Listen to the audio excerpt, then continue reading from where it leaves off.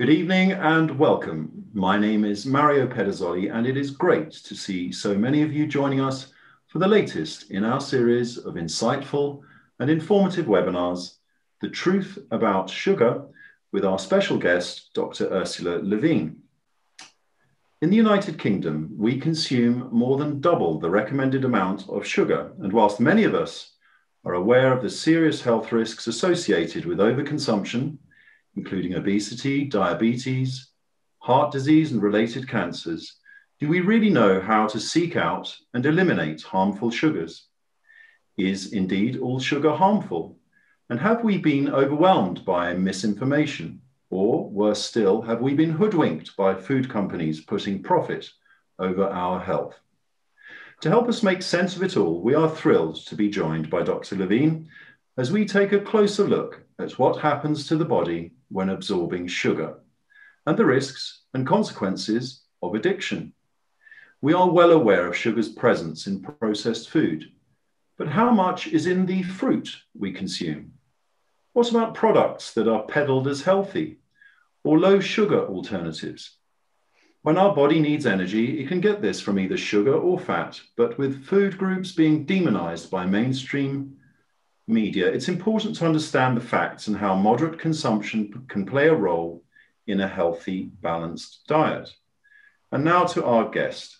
With more than 30 years of clinical experience combining Western and traditional Chinese medicine, Ursula is a fully qualified FX Meyer medicine doctor, specializing in trauma therapy. Ursula regularly writes and broadcasts on fasting and supplementation for health, preventive medicine, trauma, medical stress management, and weight control. We look forward to an insightful discussion this evening on the impact of sugar on both our physical and mental well-being. As always, please do type any questions you may have during the course of the talk into the Q&A box, which you can find at the bottom of your screen. We will then field as many of those questions as possible, providing you with plenty of helpful tips, information, and advice.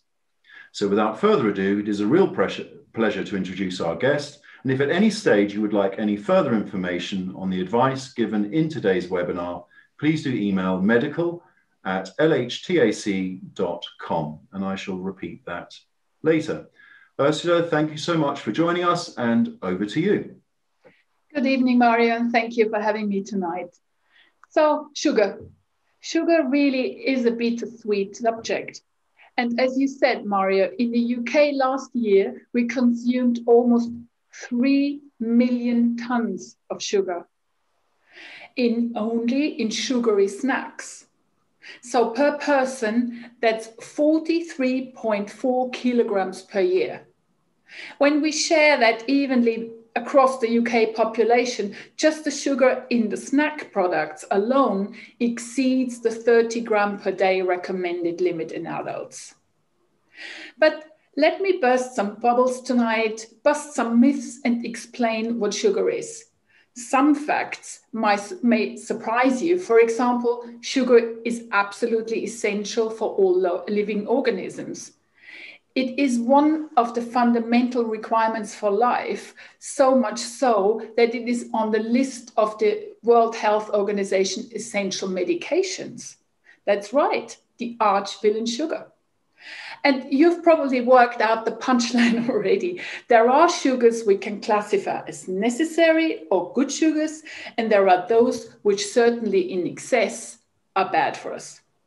So let us have a look at which is which and how we manage them in our diets. Let me go a little bit into the history. Since the end of the war, we've been taken on a journey, and that journey has been consumerism. And one of consumerism's guiding principle has been convenience. Businesses and industries have educated us to expect and demand convenience.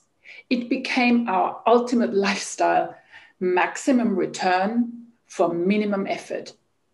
So everything from microwave ovens to supermarkets bulging with everything we never imagined we needed, not least when it comes to food. So we can safely say that the second half of the 20th century saw a huge shift in what and how we ate and how we prepared it. The food processing industry, led by enormous global companies, changed our eating habits and redefined what's normal. And two significant things happened. The first was that new processing methods like freeze drying, spray drying, evaporation, concentration, and so on took essential nutrients out of our foods. The second was that a new generation of previously unknown preservatives and additives, including salt and sugar in various forms, were added. And now we are at the point in this journey where the consequences have started to become very apparent. Our health has been affected detrimentally, and we are now, thank God, waking up to the fact. But just as the process by which we got to this stage was largely unknown, the way we reverse it, it will take some re-education and lifestyle changes. A lot of these added sugars are energy-dense, nutrient-poor. We call these empty calories foods, devoid of vitamins, minerals, dietary fiber, but these are the ones exactly what our body needs, and all contribute to unwanted calories for most people. The two immediate dangers, and we'll probably talk about that a little bit later, are the risk of dental cavities and unhealthy weight gain. Let's just take one of these additives, high fructose corn syrup. Our fructose intake has quadrupled since the early 19th. So the current recommendation from the World Health Organization are that only 5% of our daily calorie intake should consist of added or free sugars. This equates to appropriately 7 teaspoons, which are equivalent 30 grams for an adult. Ursula, you mentioned earlier how an unsuspecting public has been taken on a journey since the war, driven by consumerism and convenience. So where are we today on this journey? Well, if you think about it, from the age of 2, on any given day, a child in the wealthy Western world is more likely to consume a sugar-sweetened product than a fruit or vegetable. That's a sad fact. That's disturbing, especially as food preferences are established early in childhood. Later in life, we see a strong association between this dietary pattern and increased risk of developing a number of chronic diseases. And remember, the unfair thing about this is that children have no defense mechanisms against bad lifestyle choices, as they are exposed to these artificially loaded convenience treats. Furthermore, when you think about it, the ability to store and transport processed food easily have also made them much cheaper, the food cheaper than the unprocessed alternatives, which has also been a deciding factor in food processing industry's success at changing the world's eating habits. And now, after decades of consumption, we finally have a better idea of the long life outcomes of these processed convenient foods. And coming back to the children's development, understanding children's unique vulnerability to our current food environment, rich in both nutritive and non-nutritive sweetness, it is a priority for future research to develop evidence-based strategies to help establish healthy dietary behaviors early in life.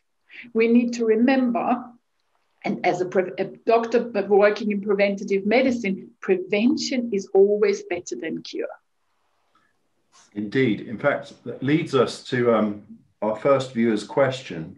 And I guess after decades of consumption, this coins the term. Can you explain what comfort food means? Well, comfort food, this is interesting because these processed foods, they are tapping into something far deeper than perhaps anyone had realized, as scientists and nutritional experts and researchers are discovering. When you consume something that contains sugar, the sugar activates your sweet taste receptors. They are on your taste buds, which are on your tongue. These receptors send then a signal to a part of your brain which is processing this sensory information.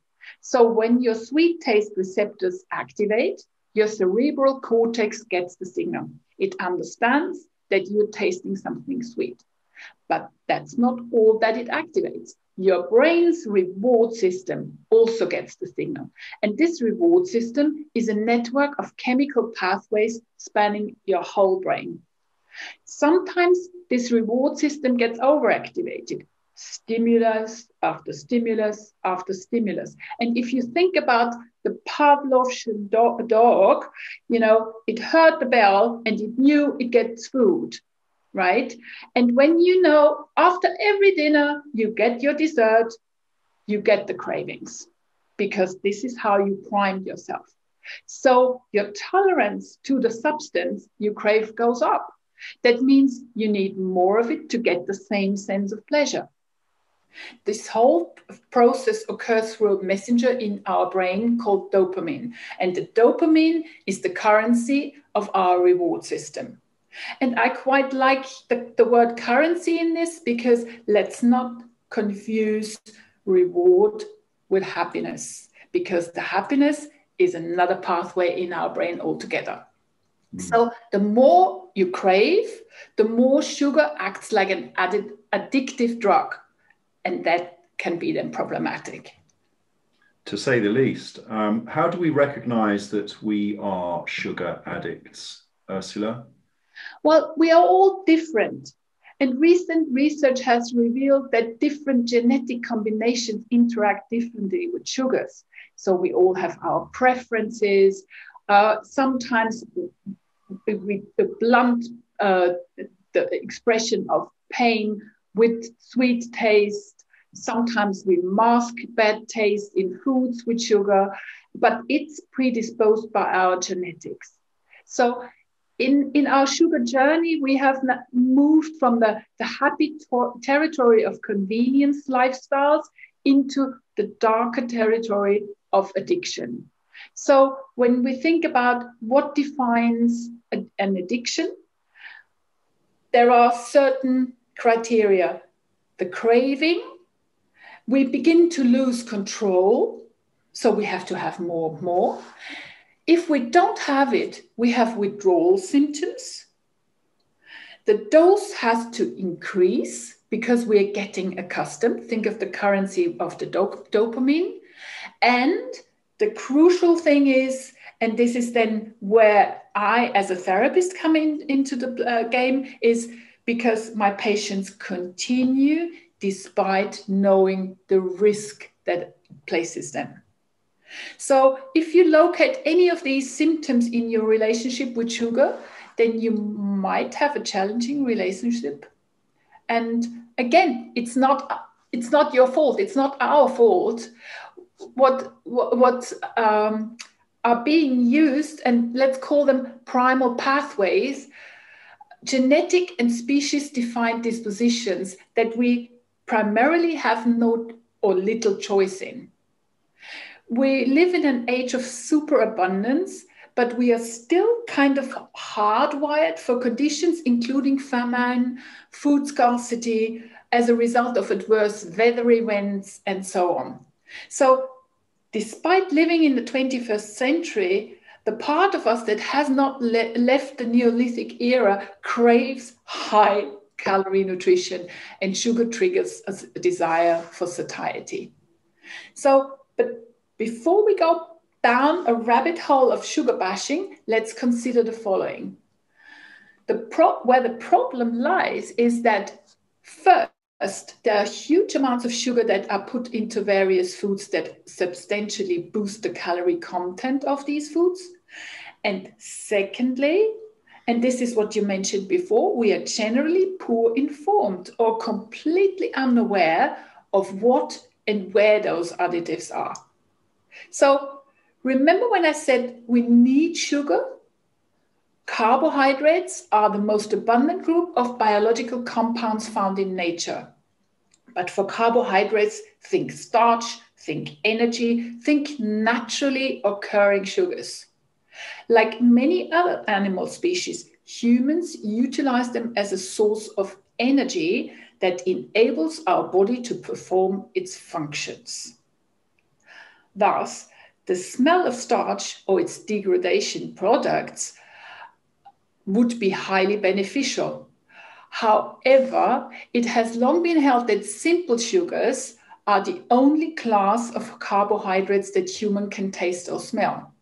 We don't appear to be able, for some reasons currently yet unclear, to taste or smell some of the useful sugars. So in foods, the most common sugars are monosaccharides. And this group doesn't require digestion and can be absorbed directly in the mouth.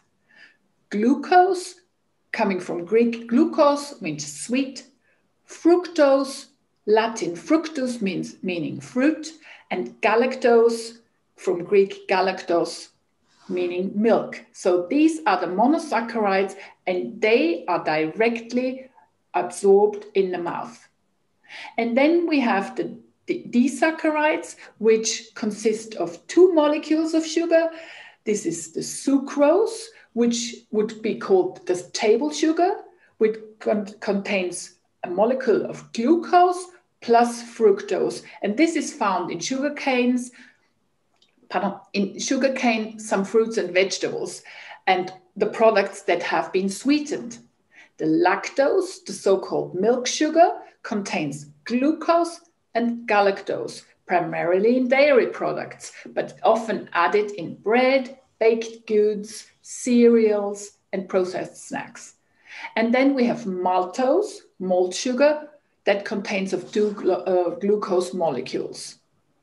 So the disaccharides are also broken down in our mouth, depending on the bacteria. And if you are a frequent consumer of added sugars, and that does change the bacteria also in your mouth, but most of the digestion happens then in the small intestine. The polysaccharides and complex carbohydrates, for example, whole grain breads, brown rice, sweet potatoes, on the other hand, contain more complex sugar combinations. These relatively complex structures are broken down to monosaccharides, the single sugar molecules from starch, which help from digestive enzymes from the large intestine. So enjoying sweet-tasting substances is innate, although postnatal experience can shape this response. So the power of sweet taste to induce consumption and to motivate behavior is profound, suggesting the importance of this mechanism. So most researchers presume that the ability to identify small sweet molecules through the sense of taste evolved to allow us to detect sources of readily available glucose from plants. Perhaps the best evidence supporting this are recent discoveries demonstrating that carnivores that don't consume plants also don't perceive sweet taste due to the genetic adaptation of the primary sweet taste receptor. Well, I have to say my dog would probably disagree, however, because she loves her Sunday morning biscuits. So that's a lot to take in there. But with all of that, what is actually going on physically, Ursula? Well, our understanding of the taste process is constantly refining. So certain receptor proteins occur not only in taste bud cells, but also have been identified in our nose, in the gut, in the pancreas, in the liver, in the kidney, and brain in various mammal species.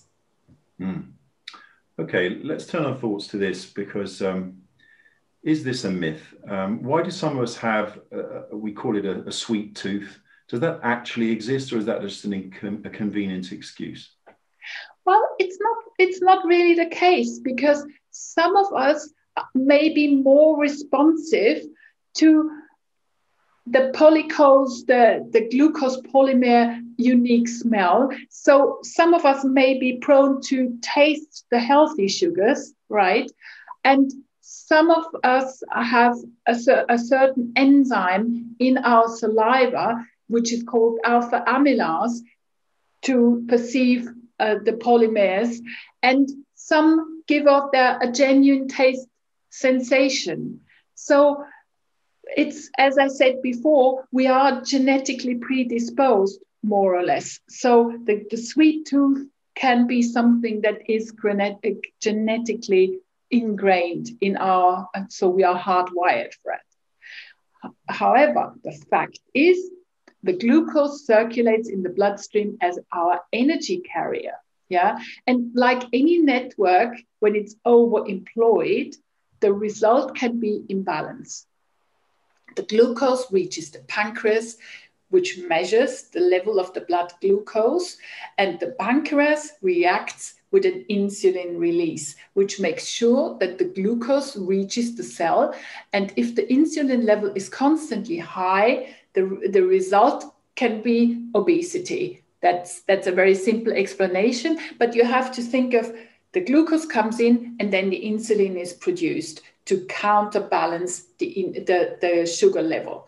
But what happens if you stretch a rubber band all the time, sugar and insulin, sugar and insulin? The cells become resistant to this process and the pancreas goes into burnout.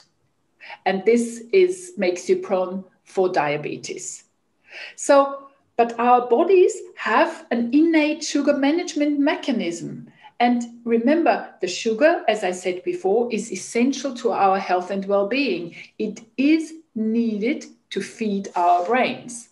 And our bodies are miracle workers.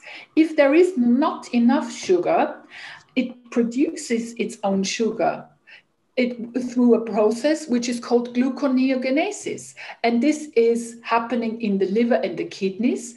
And the body produces in times of sparsity from fat and protein. So even when we are fasting and not eating for a few days, we are able to maintain an even blood sugar levels. And why do we need the sugar? We need it for our brain. Our brain represents only 2% of our body weight, but it needs 150 grams glucose per day to function, to make it efficient. Okay, let's turn to the subject of fruit. Quite confusing potentially. Should we eat more fruit given the sugars that are in fruit? And what about fruit juices? Is that the devil in disguise? Well, we should definitely eat fruit, but adding fructose sounds healthy, but this is the worrying part. The fructose without the fibers, you can say, is bad because our livers need to transform the fructose to fat. So to have the fruit juice is very unhealthy because think of the recommendation, minimum of 30 grams fibers a day, which is hardly reached in the Western world. And when you think about a small apple contains about 2 to 3 grams of fibers. So we should eat, I repeat, 30 grams of fibers a day. So fruit juice is not the answer. And what about artificial sugar? Well, with the artificial sugar, our body gets the message food is coming in, the insulin is produced without sugar input. And that, in the long run, creates craving. And can we actually stay away from sugar all of our lives? Should we? Well, the question leads us in a direction where we can't go because we need sugar. Remember when I said the brain needs sugar to function? Yeah. So sugar as an additive is in virtually every processed food. So we really need to be critical, and we need to be critical of health claims from certain diets because we need to stay away from the hidden sugars. And what you said before about the responsibility of the food industry, I found that quite interesting. I found research or facts about the permissiveness of sugar production, and there is actually no, how do I say that? There is no, it's morally permissible to add sugar in the food when you concern adults, because it's from each level down, from the sugar growers, the processors, the manufacturers, and the retailers. Yeah, because sugar, it contributes to farm business, the sustainability, it creates jobs, it creates the business, and a very tiny voice at the end says, but it increases dental caries, it creates overweight, obesity, and food-related illness. But it is morally accepted as permissible.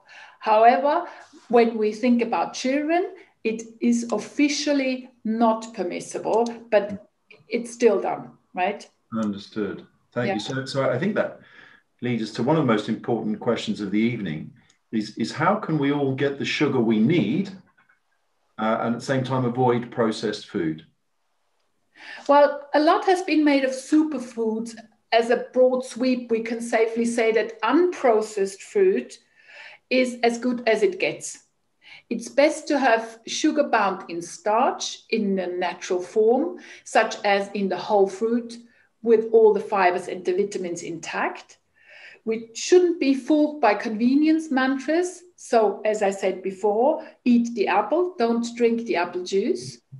And if you want to reduce sugar, do not reduce the fruit in your daily nutrition, because the sugar combined with the fibers provides also a certain level of satiety. And the sugar enters slowly into the bloodstream. Think about what I said before between the sugar and the insulin, this wearing out of the rubber band. So when the sugar enters slowly, the corresponding insulin production is also slow, meaning that the body is able to metabolize the sugar at a manageable rate, bit by bit, rather than in a rush associated with sugar-heavy processed food. So fruit is the perfect package for our digestive system to break it down and metabolize without skipping any essential mechanism in the cycle. It contains sugars and vitamins and micronutrients bound up in the necessary dietary fiber, which stimulate and exercise our digestive system according to our natural capacity. Fruit vitamins and secondary plant compounds, so-called polyphenols, are protective against chronic inflammation and, in the long run, cancer. So there is something called the Global Burden of Disease Study, and it states that nutrition has a major impact on our health, and little consumption of fruit increases the risk of morbidity and mortality.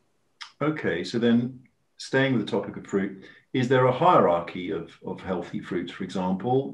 Which fruits quench sugar craving but are still healthy for us? Well, citrus fruit and berries are the winners. So the best with the lowest sugar content are the limes, yeah, and then all other citrus fruit, and then berries. The berries, with this colorful, the foods, they anthocyanins, they prevent from oxidative stress, which is an imbalance between free radicals and antioxidants, and they protect us against mutagen influences, which are agents that change our genetic material and hence increases the frequency of mutations above the natural background level. And what about healthy alternatives, coconut blossom sugar and others? Could you maybe talk a little bit about those? Well, I heard in another talk from a colleague. He was asked about the coconut blossom sugar, and I always thought that this is a healthy alternative, but actually new research says it's not so healthy because it has literally the same impact as the table sugar. Yeah, what is an alternative if you need to add sugar to your food? Yeah, it's suggested that you use date sugar, for instance, because when it's ground, it has still the fibers included. Yeah, but still, adding sugar to the food is something we should think of consciously. So our body does not need the pure sugar. We need the glucose in form of starch. Okay, so let's turn the spotlight on you, Ursula, and your personal relationship with sugar, and what are dinner parties like at your house? Well, I serve desserts, but my personal experience is my mother was a dentist, so I didn't grow up with very sweet food, so I didn't get any sweets. But because I was not used to it as a child, I was not primed for this craving for the sugar. So I was introduced to that much, much later. And I tried to have a very healthy diet, personally. Okay, we believe you. We have a question here. I think you've dealt with this partly, but it is about inflammation and the risks and consequences of inflammation to our bodies. I'm not sure I understand the question correctly. And the food, I think it's related to the foods and the sugars that we consume, and the risks of inflammation as a result, and the steps we can take to minimize inflammation. Well, the sugar is surely one of the most inflammatory foods, right? So what I always say, the first lesson to go into anti-inflammatory foods is avoid the processed food, cook from scratch. Yeah. So the white bread, the white pasta, the beige diet, yeah, with all these carbs in there, and snacks, right? So all the obvious culprits like cookies, candies, ice cream, and also alcohol. Yeah, let's not forget that this is a big supplier of sugar. Okay, here's another one, Ursula. If you were Prime Minister, how would you hold the food companies to account? Well, the sugar tax has been implemented, and this is probably a first step.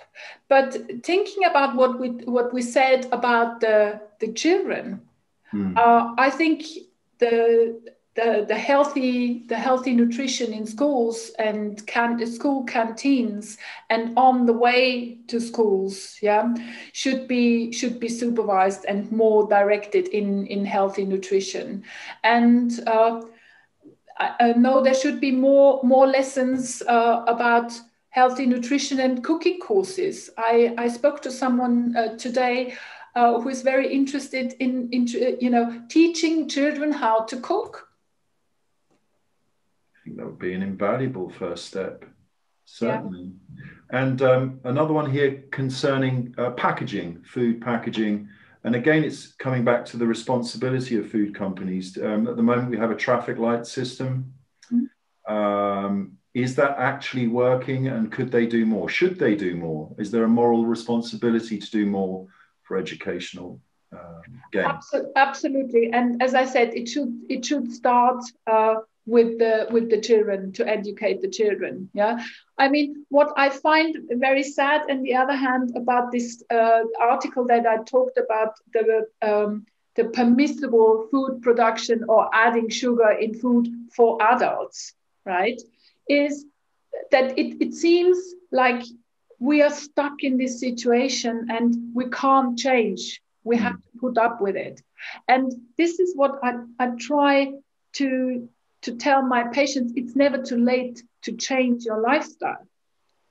And even if you are in an addictive sort of pathway, which is sort of, you've been primed for your whole life, I always say, I compare it with a walk in snow. You know, being Austrian, I can talk about snow. So you walk a path in snow, and you always go on the same round, always the same circle. So seemingly the wall of snow around you gets higher and higher, and it seems more difficult to get out of there. But the first step you need probably help with, but it will lead you in the right direction. Yeah. So it's not too late to change the lifestyle for an adult. Yeah. The trends don't look good. I think there was a recent report, maybe about 3 weeks ago, showing that certainly in England, obesity had overtaken smoking as the #1 cause of death. Yeah. I think we might have spoken about that as well. But, you know, is this trend reversible? It has to be. It has to be. Yeah. And I'm working on it. No pressure. Yeah. And I mean, we say sitting is the new smoking. Yeah. Because we don't move. And then my patients come with digestive issues, and I said, if you don't move your body, your gut will not move. Yeah. So it's like a snowball effect. Yeah. Yes, the combination of the right diet and exercise. Yes, absolutely. For more advice from Ursula, of course, the email address is medical@lhtac.com. Ursula, what's your conclusion in all of this, bringing us to a close? So, well, we talked a lot about the moral obligation and about the bad and the good. So sugar is in a way misunderstood. It has been cast as an ogre, which in a way it isn't, because we know now that we need sugar to maintain our health. But we need the right kind of sugar in the right amount. When we overconsume, we can venture in the territory of poor health, dental health, obesity, with all its related issues. Yeah, the key is knowledge and awareness. The food processing industry and convenience lifestyle, which has become the dominant factor in today's society, have changed our behavior over the decades. So it's been added to foods in ways we might never have imagined, and in forms and quantities that most of us are still unaware of. So we see the public consequence of that. And the way forward is to make informed decisions and change how we consume sugar collectively and individually, replacing processed foods with natural ones. The first step on an individual level is stimulus control. So know what you buy, what you don't buy, and don't go shopping hungry, right? So because reducing the sugar is essential. So we need to make sure that the sugar we consume is unadulterated in a form that our bodies handle well and whose benefits are apparent. And the rewards are immense. The increased health and well-being, that this is priceless. And the unintended consequences of not doing so place unnecessary strain on our bodies and negatively impact on our life outcomes. And we all want to age healthily. Thank you, Ursula. And taking those small steps, obviously we reap enormous rewards. For those of us that see you on a daily basis, it's always a pleasure and an education. Thank you again for your expertise this evening. Again, for those watching, for any further information on the advice given out this evening or any of Ursula's services at Lanserhof at the Arts Club, do email medical@lhtac.com. But again, on behalf of all of us, Ursula, thank you so much for sharing all of that.